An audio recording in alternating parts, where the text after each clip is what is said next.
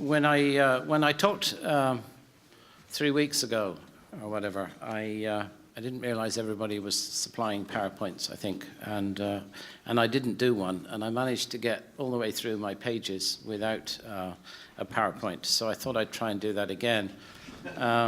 There was a hitch in all this, since everybody was circulated with a copy of what I was going to say, but I didn't have the prepared script myself, so that would have been a bit tricky. But fortunately, they gave me a script, so I can now do it, but no PowerPoint. I just want to talk about 3 points. They're on the piece of paper. I'm sure you've all read them, and you could do your Leaving Cert tomorrow in what I have to say. But I just underline a few things. First of all, the Electoral Commission. I must thank Gemma Carney for giving me a wonderful advertisement for an Electoral Commission. Really, nobody could give a better advertisement for the Electoral Commission than the Department of the Environment.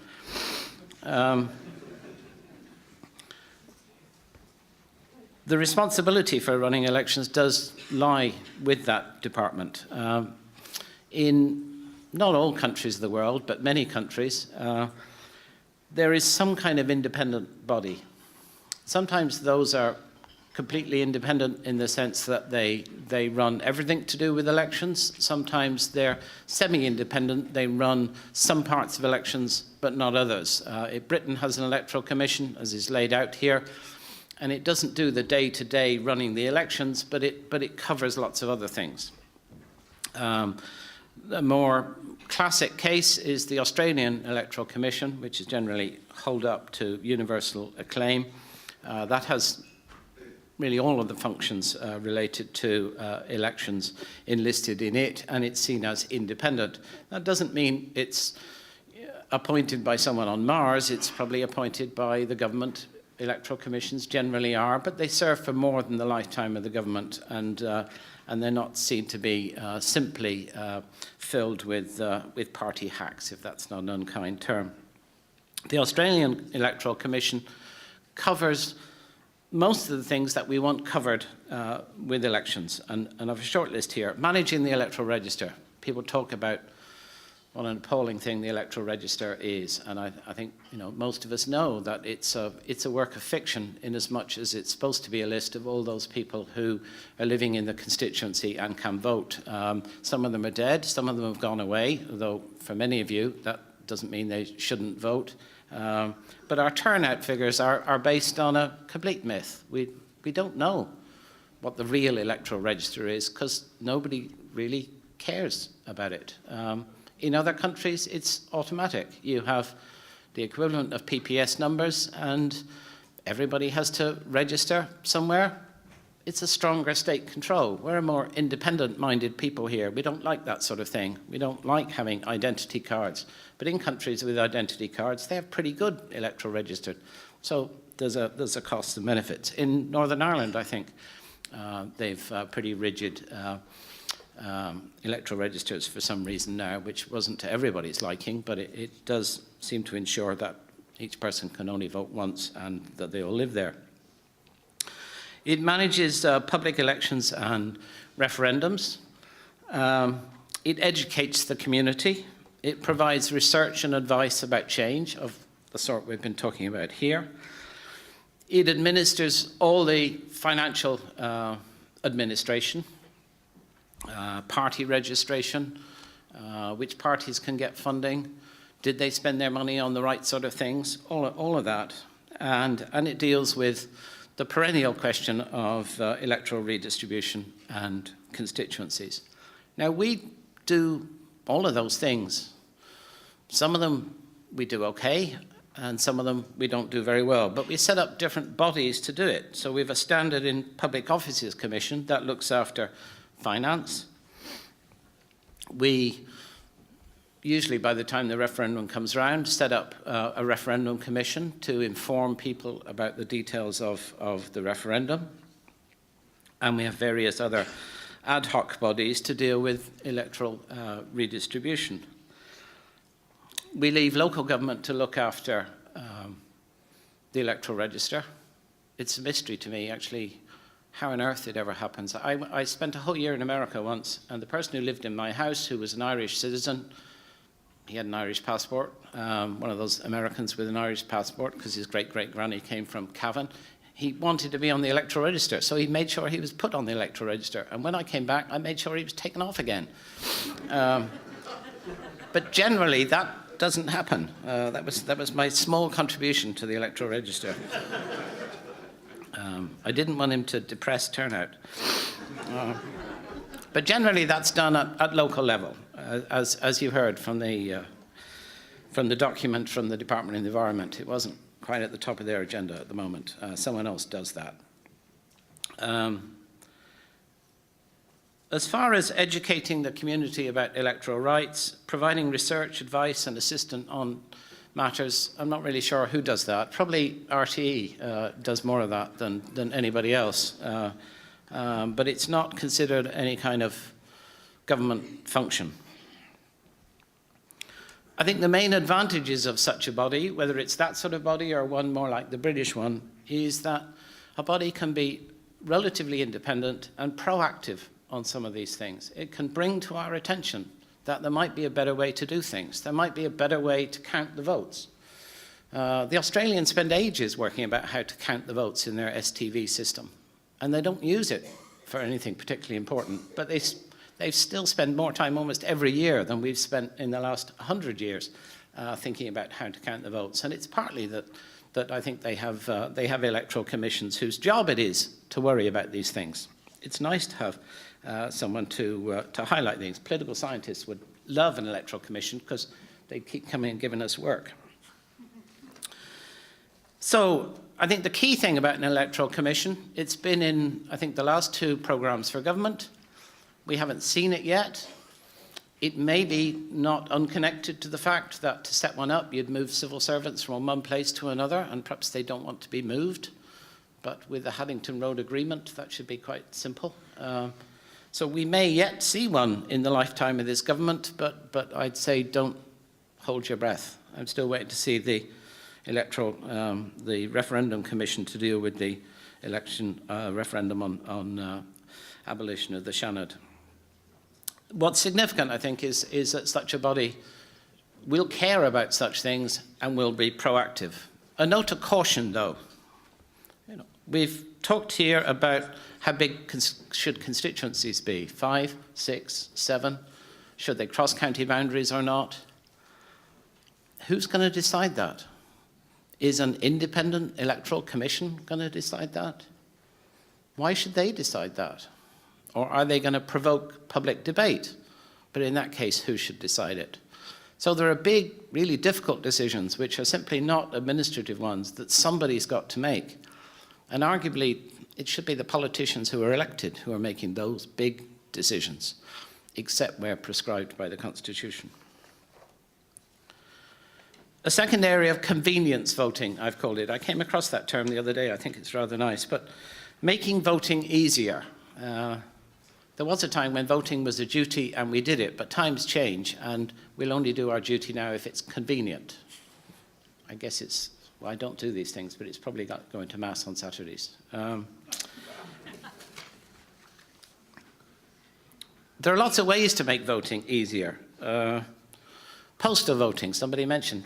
Easier access to postal voting. There is probably a list of people who are allowed to post a vote, but it's a small one, held in secret, probably kept somewhere in a basement on a faraway planet. It's quite possible to vote in person in some countries, even before the election campaign is finished. I think 2/3 of Swedish voters have voted before the campaign finishes. It's great then, because you can turn off and you don't need to listen to it anymore. It may be one reason why their turnout is much higher than ours, but let me come to that. So we can give more people postal votes. We can let people vote in person, maybe at a post office, any time in the 3 or 4 weeks of the campaign. We could even move to voting on the internet. You know, you don't vote, you just go to Enda's Facebook and like it, you know. So there are lots of ways to do this. I think there are two concerns about all that. One, will it make any difference? And there's extensive evidence, I think, from Britain and from the US. People have done studies of these things because that's what we do. And what do they conclude? They generally conclude it doesn't make a lot of difference. So if you make voting easier, what happens? Well, all the people who vote normally still vote, but they vote in different ways. But do the people who don't vote vote? No. It's perhaps a myth to say that the people who don't vote because it's too difficult. They maybe don't vote because they just don't care. They're not engaged with the system. And if they're not engaged with the system, making it easier won't necessarily bring them in. Now, arguably, parties could do more to bring in more people. But, you know, that happens where we have more convenient voting. But it hasn't changed the sort of people who actually vote. There are also concerns about fraud with such measures. If you're voting on the internet, who's actually voting? Even if you're voting in post, who is actually filling in the ballot form? And there have been concerns about fraud. Some suggest that what we should have is voting in person made much easier as perhaps the best solution to broaden this. But there are concerns, and there are real concerns about fraud if we make voting more convenient.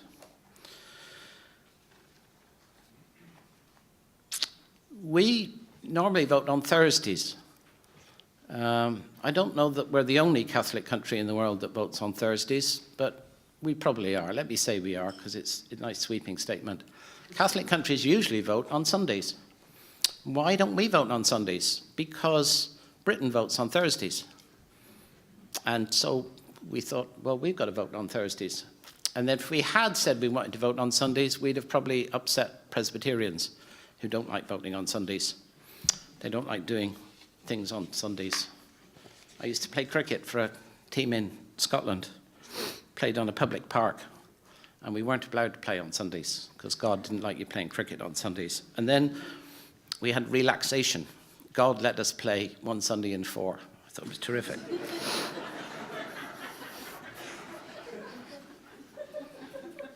Most of Europe votes on Sundays.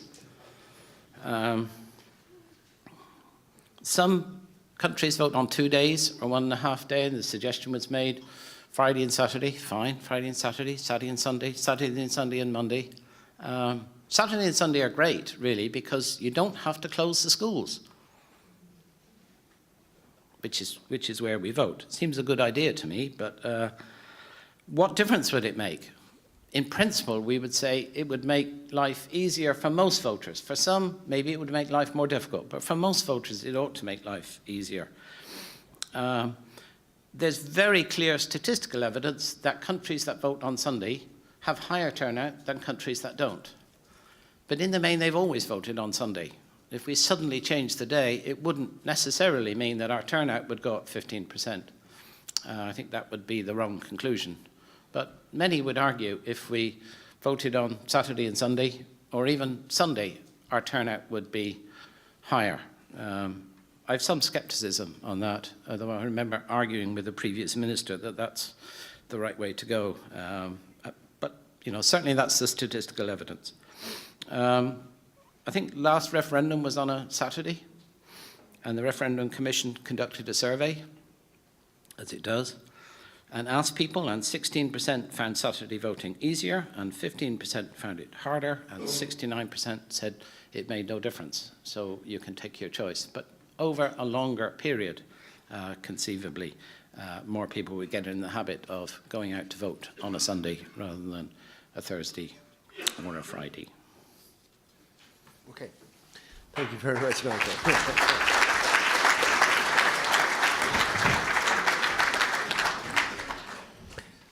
I mean, we're coming to towards the end of what has been a very content-heavy day, and I'm sure people have found to take in all of this has been a real challenge, and I want to thank you all for the concentration I think you've shown. We do have a few more minutes before 5:30 if we want to use them to make comments, questions. Ingus, please.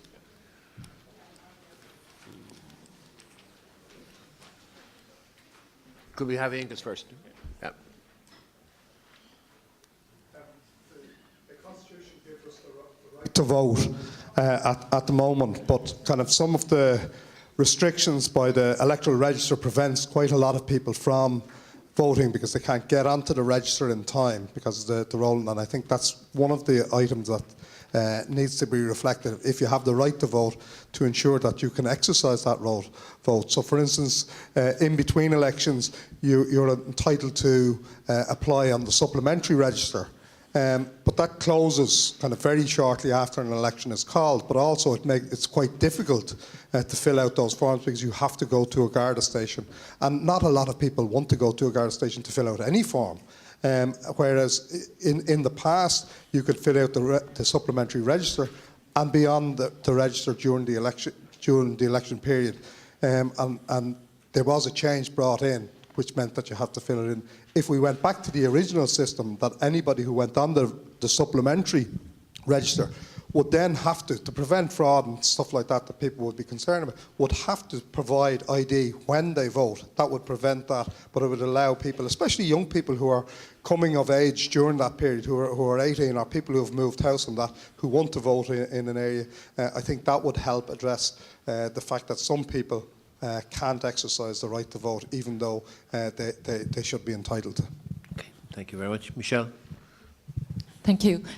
Just, I suppose, in relation to the presentation by Professor Marsh and the idea that we might encourage more people to vote, I suppose instinctively I'd agree in relation to the day, which is that we had the children's referendum take place on the Saturday, and it was a very poor turnout. And I know in the area that I'm in that the turnout from young people was very, very poor indeed.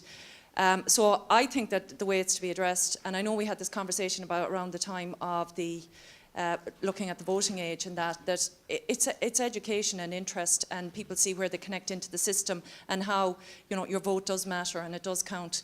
And I think that's where it begins, that people want to vote, because there are some young people that the minute they're 18 they want to get on the register, and even some people, you put them on the register, they won't vote.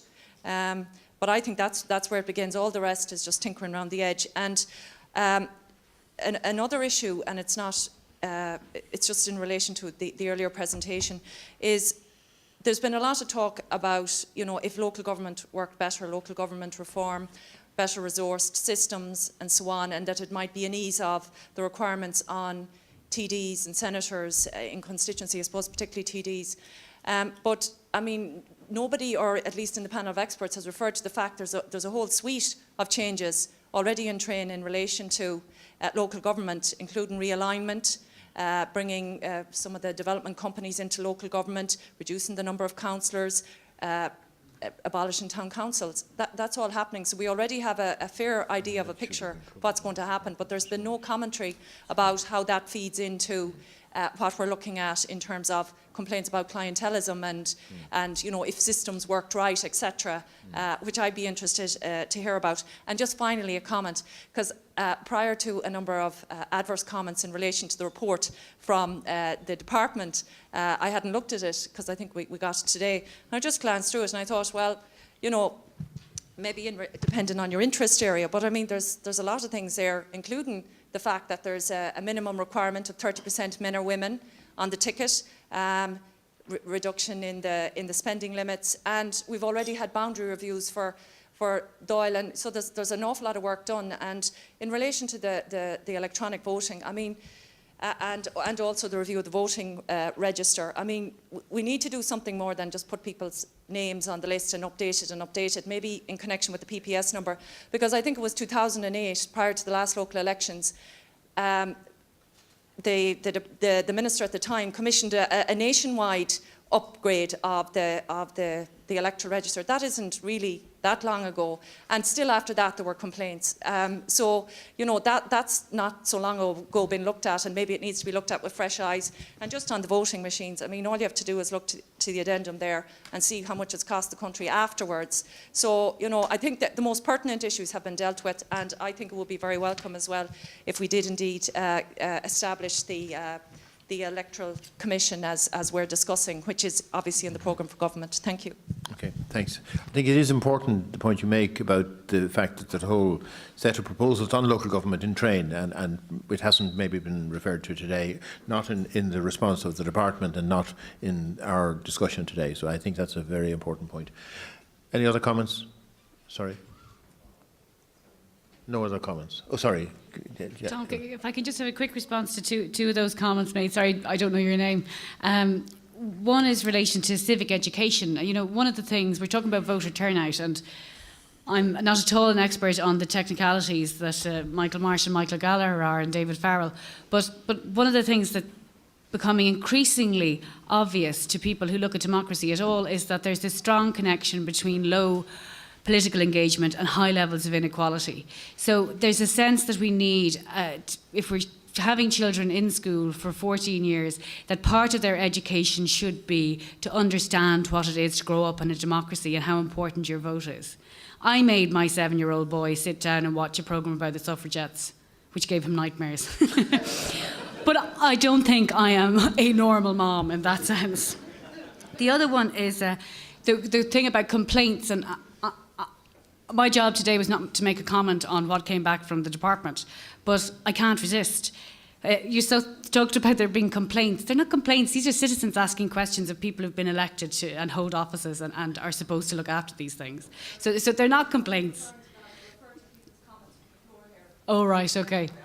But this whole thing, this is why I was very, very careful to just say what was in the submissions, because if somebody, I know what it's like to write one of those submissions, and if you take the trouble to, in a democratic system, to write things down and to go through the process, then surely you should, and particularly a group like you should get a good, full response from a government department with all the work that you're doing on these sunny weekends. Okay, I think we may... sorry, Jerry. Yeah.